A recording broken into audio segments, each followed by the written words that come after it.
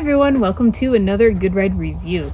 In this video, we are taking a look at the Trillium jacket from Trew. This is a women's size medium jacket.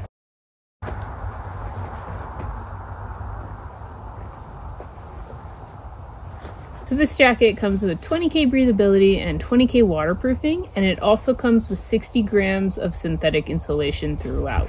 So here's a look at the inside of the jacket. You can see that it's insulated and you get a little bit of that quilt on the inside. It's great if you're seeing some stormy weather, some wet weather, but you still want a breathable jacket, and especially if you're in some colder temperatures. But there's also plenty of room to layer underneath, so if you want added warmth, you can do that too very easily. It has a pretty relaxed fit, as you can see. I pick medium always because I have quite long arms, and these hit me exactly where I want them to hit as far as arm length goes. My favorite part about this though is that I can lift my arms up and the torso of the jacket doesn't come way up to my belly button. So that part is really cool because I can get really creative on the hill while I'm riding and not worry about pulling my jacket or my sleeves back down. So as far as pockets go, we get two hip pockets right here. They're really big. It's this entire panel that goes around here and here, so you can fit anything you want in there really. And then it just has like a normal zipper with a fold over flap. And then you get one arm pass pocket right here that has a water resistant zipper on it.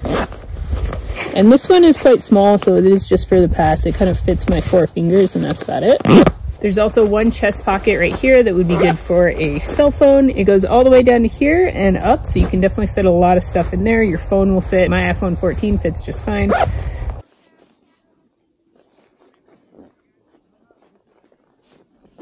Then on the inside, we have one inner pocket right here, which is quite small, but big enough for a snack or a pass. This one's just taffeta aligned, so it fits like this part of my hand. It's about that big. And on this side, you get the catch-all pocket if you want to store your goggle lenses or whatever you want to put in there. So it does have a removable powder skirt with a double snap closure, so you can kind of choose if you want it wider or tighter.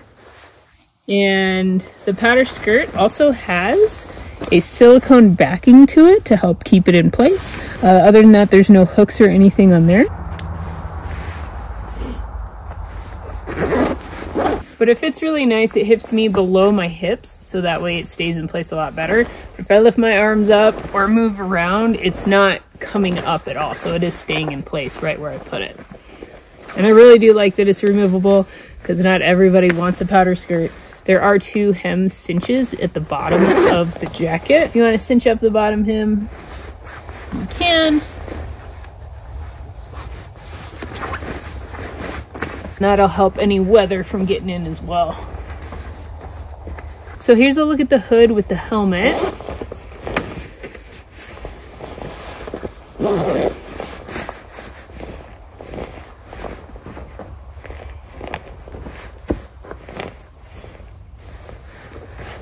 This has an awesome fit over my helmet. Honestly, most jackets I really don't like, but this one, I get a great peripheral, so I can barely see the edges of the side of the hood, which is really nice. So that means I could potentially snowboard with the hood on, and I get no pressure down and no pressure on the side. So I'm free to move my head, but the hood still stays up. And you see it has a little bit of a bill right here that isn't coming too far over the top of my helmet, but it is there. And this is also where the Rico lives inside the jacket. The hood has a 3-point cinch system. Where is it? There, right there. So you can cinch this down, and you can cinch it down in the back.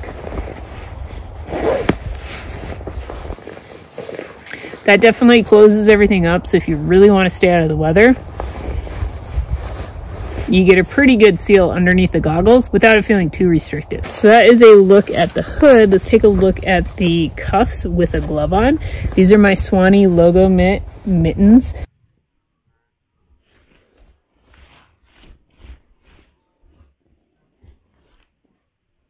And these are the bulkiest mitten that I own personally. They have a little bit of a bigger cuff on them. The cuff of the jacket fits pretty easily over it without an issue at all. It's a pretty simple design as far as cuffs go, you know, just your standard Velcro adjustment there. But the opening is big enough to put some layers underneath and not feel restricted. And then if you want it tighter, you can always adjust it. But pretty good fit. And again, this is my arm fully extended, and that sleeve length is awesome. For the vents, we have 2 pit vents that are totally open. So a pretty good size vent if you want to dump some heat. So it has 2 zippers on each vent, so you can custom size how big you want the opening to be. So the jacket I'm wearing is a women's size medium. This jacket comes in an extra small all the way up to an XXL, which I love the variety of sizes that Trew offers in their outerwear. So I've been riding with this jacket for a couple weeks now. I've ridden with it in pretty early season conditions, but we've had some really cold temps, we've had some sunny, warm days, and I've also had some rainy, sleety, snowy, but not snowy, mostly wet days. So as far as breathability goes, I rode this with quite warm weather one day, and it was warm enough, there was enough insulation to keep me warm when the wind was blowing, and it was breathable enough that I didn't start like sweating on the inside of my jacket either during the warm days I was riding. For the waterproofing, I was pretty impressed with this jacket as far as waterproof rating goes. 20K waterproofing isn't the highest waterproof rating that you see in outerwear, but it is pretty far up, and the fact that it has 20K waterproofing and also 20K breathability is pretty cool.